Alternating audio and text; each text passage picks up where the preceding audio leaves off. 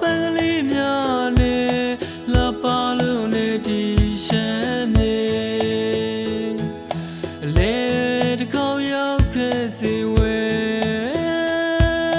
ကိုသိချီရတော့နဲ့ရဲ့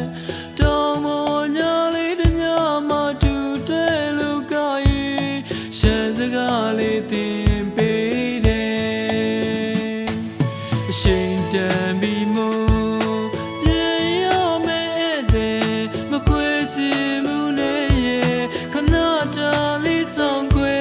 တနေ့နေ့တော့ရောက်လာခဲ့မယ်